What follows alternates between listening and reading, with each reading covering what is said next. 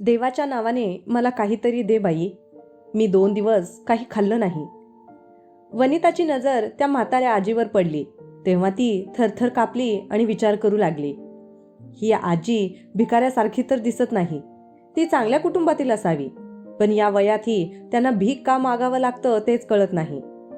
तिने purse उघडण्यापूर्वीच train सुरू झाली. या मार्गाने ती दररोज लोकल ट्रेनने तिच्या ऑफिसला जाते. स्टेशनवर अनेक भिकारी असले तरी या वृद्ध आजीला पाहून ती भिकारी आहे यावर तिचा विश्वासच बसला नाही. पण जेव्हा भूक असह्य असते आणि जवळ खायला काहीच नसतं तेव्हा माणसाला दुसरा पर्याय दिसत नाही. वनिता त्या म्हाताऱ्या आजीचा विचार करत राहिली आणि ऑफिसमधला पूर्ण दिवस संपला. संध्याकाळी परत आल्यावर तीच आजी पुन्हा स्टेशनवर दिसली. वनिता त्यांच्या जवळ गेल्यावर त्यांचे डोळे पाणावले होते. जणू काही जगण्याची आशाच उरली नव्हती. मला फक्त माझं आयुष्य जगायचं आहे म्हणून मला जगायचं आहे. वय 80च्या आसपास. चेहऱ्यावर अनुभवांच्या सुरकुत्या, पण घाणेरड्या जर्जर साडीत या सगळ्यांपेक्षा ती काही वेगळीच दिसत होती. ती एका चांगल्या कुटुंबातील स्त्रीसारखी दिसत होती. अशी काय मजबुरी असते माहीत नाही.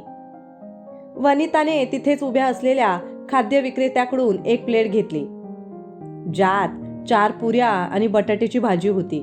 शिवाय ताकाचं पाकिट घेतलं, जेणेकरून घसा शांत होईल. आता आई हे खा आणि ताक प्या, पोट भरेल तुमचं. अन्न पाहताच त्या आजीचे डोळे चमकले. त्यांनी आशीर्वाद देऊन जेवायला सुरुवात केली. तेवढ्यात वनिताला कुणालचा फोन आला. कुठे आहेस? आतापर्यंत घरी यायला हवी होती. आज खूप वेळ गेला. हो, मी येते, असं सांगून वनिता घराच्या दिशेने निघाली. घरी आल्यावर तिने सर्व वृत्तांत कुणालला सांगितला. यावर कुणाल म्हणाला, तूही ना वनिता, स्टेशनवर असे कितीतरी भिकारी आहेत. असं केलंस तर तुला दररोज किती लोकांना अन्न वाटप करावं लागेल. आज दिलं तर उद्याही मागतील ते. मग या लोकांना रोजच मागायची सवय लागते. ते कोणतेही काम करत नाहीत. ते फक्त फुकटची भाकरी मागतात. नाही कुणाल, ती सामान्य भिकाऱ्यासारखी दिसत नव्हती. तिची काही मजबुरी असावी. ती इतकी असहाय्य दिसत होती की तिला पाहून तुलाही दया येईल. मी उद्या त्या आजीला भेटेन आणि तिच्याशी बोलेन. अगं, उद्या रविवार आहे म्हणून तर मी उद्या जाईन. उद्या रविवार आहे आणि मला ऑफिसला जायची घाई नाही. दुसऱ्या दिवशी सकाळी वनिता स्टेशनच्या दिशेने निघाली. तिथे तिने वृद्ध आईचा शोध घेतला, मात्र ती कुठेच दिसली नाही. मग विचारल्यावर कुणीतरी सांगितलं की स्टेशनच्या बाहेर एक मोठं वटवृक्ष होतं, जिथं ती राहत होती. पण तिथंही कुणी नव्हतं. पण जवळच दुसऱ्या एका झाडाखाली ती आजी झोपलेली मला दिसली.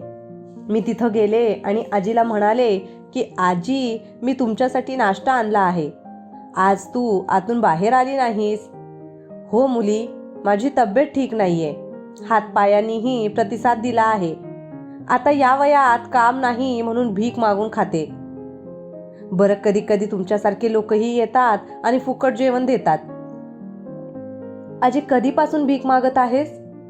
वनिताने प्रश्न विचारला.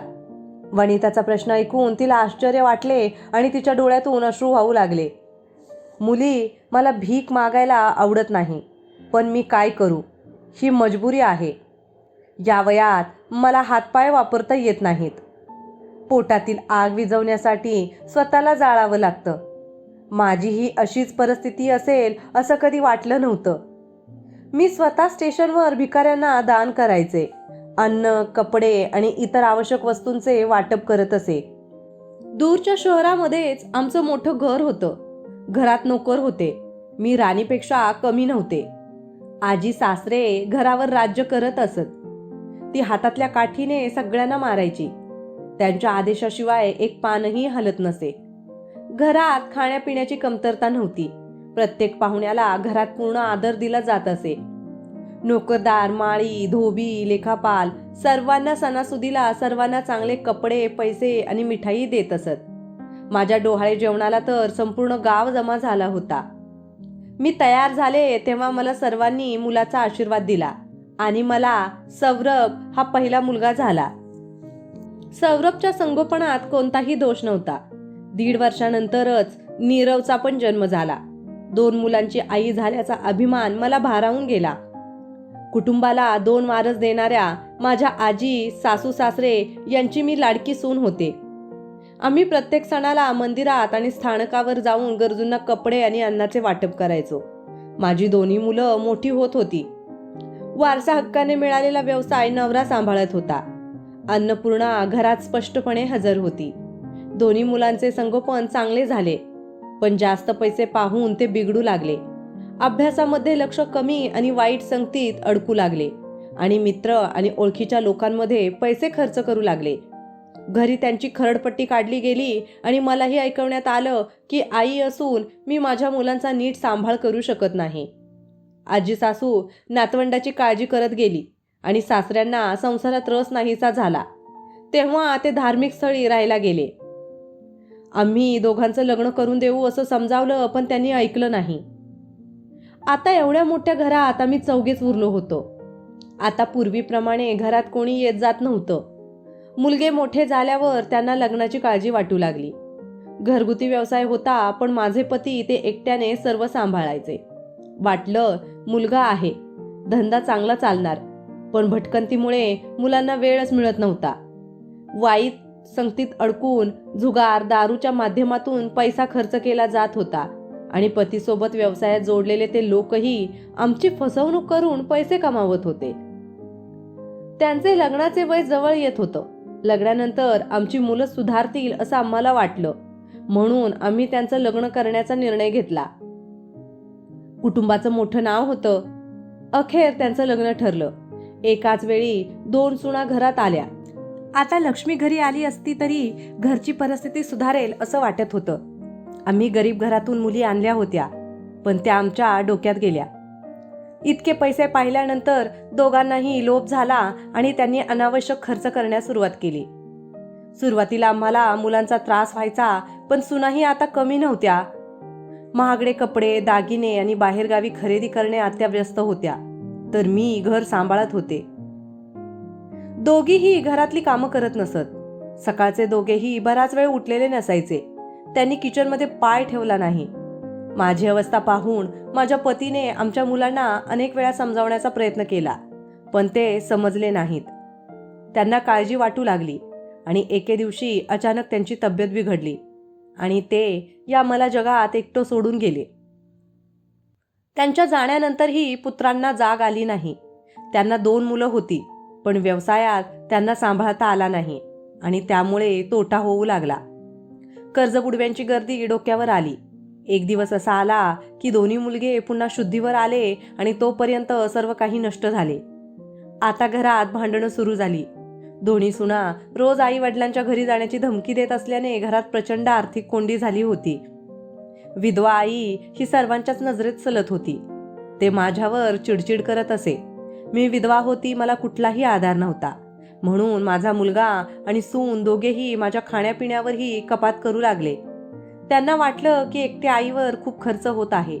आता मला रोज शाप मिळू लागले. माझ्यामुळे दोघंही नीट काम करू शकले नाहीत. घरात विधवा असेल तर आशीर्वाद कमी पडतात असा विचार करून माझ्या सुनाही मला टोमणे मारायला लागल्या. मला समजत नव्हतं की काय करावं. एके दिवशी माझी मुलं आणि सुना मला म्हणाल्या की आई, आम्हाला असं वाटतं तुम्ही तीर्थयात्रेला जाऊन देवाजवळ आपलं गाऱ्हाण मांडा. कदाचित त्यामुळे आम्हाला थोडी पुण्याई मिळेल आणि आपल्या घरची परिस्थिती सुधारेल. मी पण आनंदी होते, पण थोडी दुःखी पण होते. शेवटी अशा गरिबीत तीर्थयात्रा करण्याचा विचार म्हणजे पैशांचा करावा लागणार. मग मी देवाचा निर्णय मान्य केला आणि तीर्थयात्रेसाठी तयार झाली. आम्हाला ज्या ठिकाणी उतरायचं होतं त्याच्या 2 स्टेशन आधी सौरभ माझ्यासाठी पाणी आणण्यासाठी फलाटवर उतरला होता, पण बराच वेळ झाला पण तो परत आला नाही. इकडे ट्रेन चालू झाली होती. मी कशी तरी खाली उतरले, पण मला तो कुठेच सापडला नाही आणि माझ्याकडे परत जाण्यासाठी 1 रुपयाही नव्हता. माझ्या मुलाला शोधत होते मी, पण तो आला नाही. स्टेशनवरच सकाळ संध्याकाळ झाली. जवळ पैसे नव्हते आणि मला भूकही लागली होती. मी काहीच विचार करू शकत नव्हते. मी 1-2 दुकानदारांना माझा त्रास सांगितला, पण कोणीही मला खायला दिलं नाही. मी म्हणाले, मला उधार दे. माझा मुलगा 1-2 दिवसात घ्यायला येईल. मग सगळे हसायला लागले. आता आई, तुझा मुलगा पुन्हा येणार नाही. तो तुला इथं सोडून गेला आहे. खूप दिवस वाट पाहिल्यानंतर मला ही गोष्ट जाणवली की माझी मुलं मला सोडून गेली होती. त्यांना माझ्यासोबत राहण्यात आनंद वाटत नव्हता. माझा विश्वासच बसत नव्हता. मी 9 महिने आपल्या मुलांचा भार उचलून रक्तानं त्यांचं पालनपोषण केलं. आज आई आपल्या मुलांसाठी जड वाटू लागली होती. तेव्हापासून मी मुलांची वाट पाहणं बंद केलं आहे. आता हे माझं घर आहे. मी स्टेशनवर भीक मागून उदरनिर्वाह करते आणि मी भगवंताचे नामस्मरण करते. वृद्ध आईची कहाणी ऐकून वनिताचे डोळे भरून आले. हे खरं आहे की प्रत्येकजण हेतू परस्पर भीक मागत नाही. काही लोकांना तसं करण्यास भाग पाडलं जातं. वनिता घरी आली. घरी आल्यावर कुणाल तिला म्हणाला, तू तुझ्या म्हाताऱ्या आईला भेटलीस? तिनं काय गोष्ट सांगितली तुला? होय कुणाल, तिनं मला मनाला हादरवून सोडणारी कथा सांगितली. जेव्हा मुलांना त्यांच्या आईकडून भार उचलला नाही तेव्हा त्यांना स्टेशनवर सोडलं. मी म्हणाले, म्हातारी आई, मला तुझ्या घरचा पत्ता दे. पण तिने नकार दिला. तिला तिच्या मुलांसोबत राहायचं नाही आणि त्याला शिक्षा व्हावी अशी तिची इच्छा नाही. जेव्हा माझ्या मुलांनी मला सोडून दिलं तेव्हा मी त्यांच्याकडे परत कशी जाऊ? पण कुणाल, मला त्या आजीने स्टेशनवर अशी भीक मागणं आवडत नाही. आपण त्यांच्यासाठी काही करू शकत नाही का? वनिताने पतीला विचारले की आपण काय करू शकतो. आपली स्वतःची नोकरी आहे. आपलीही स्वतःची मुलगी आहे जिची जबाबदारी आपली आहे. आपण तिला चांगलं आयुष्य द्यायला हवं. पण कुणाल, आपण आपल्या मुलीला सर्वस्व देत आहोत पण तिला सर्वात अमूल्य वारसा देऊ शकत नाही. आपली मुलगी एकाकीपणाशी झुंजत आहे. आपण तिला वेळ देऊ शकत नाही आणि आजीचं प्रेम देऊ शकत नाही. कुणाल, आपण त्या वृद्ध आईला दत्तक घेऊन आपल्या घरी का आणत नाही? तिलाही आधार मिळेल आणि आपल्या मुलीलाही तिच्या आजीचं प्रेम मिळेल. तुझं मन हरवलं आहे. जर तू या मार्गाने कोणाला उचलून आपल्या घरी आणणार आहेस का? तुला मदत करायची असेल तर ते तू करू शकतेस, पण तू त्यांना घरी आणू शकत नाही. मला अनोळखी व्यक्तींवर विश्वास नाही. पण कुणाल, तुला अनाथ आश्रमातून आणताना तूही अनोळखी होतास. वनिताचं बोलणं ऐकून कुणाला धक्का बसला. मग तीही खोटं बोलत नव्हती. तोही अनाथ होता. त्याच्या आई वडिलांनी त्याला का सोडून दिलं ते कळत नाही. आजही त्याला त्याच्या आई वडिलांची आठवण येते. ज्या लोकांनी त्याला दत्तक घेतलं, मोठ्या प्रेमाने त्यांनी त्याला वाढवलं आणि त्यामुळेच आज तो आपल्या पायावर उभा आहे. त्याने वनिताशी लग्न केलं आणि एके दिवशी दोघंही आपल्या कारमधून नातीला भेटायला येत होते. पण रस्त्यावरच्या अपघातात दोघांचाही मृत्यू झाला आणि नातीचा चेहरा सुद्धा ते बघू शकले नाही. कुणाल पुन्हा अनाथ झाला होता. वनिताने त्यांची काळजी घेतली आणि त्याला प्रत्येक पावलावर साथ दिली. वनिता, मला माफ कर. उद्या सकाळी आपण आजीकडे जाऊ आणि तिला घरी घेऊन येऊ. रात्री वनिता खूप खुश होती. त्यांनी आजीसोबत उद्या घरी येणार असल्याचं मुलीला सांगितलं होतं. सकाळी उठल्यानंतर तिघही स्टेशनवर गेले. वनिताची नजर त्यांना शोधत होती. तेवढ्यात तिला पलीकडे प्रचंड गर्दी दिसली. कुणालही गर्दीतून आत डोकावण्याचा प्रयत्न करू लागला. आत बघितल्यावर वनिता किंचाळली. त्या म्हाताऱ्या आजीचा मृतदेह तिथंच पडून होता. ती खूप दिवसांपासून आजारी होती. वेळेवर उपचार न मिळाल्याने त्याचा मृत्यू झाला. 2 मुलांनी आईला भीक मागायला लावलेली आणि आज स्टेशनवर सोडून दिलेल्या माणसासारखी ती बेवारस पडून होती. वनिता रडायला लागली.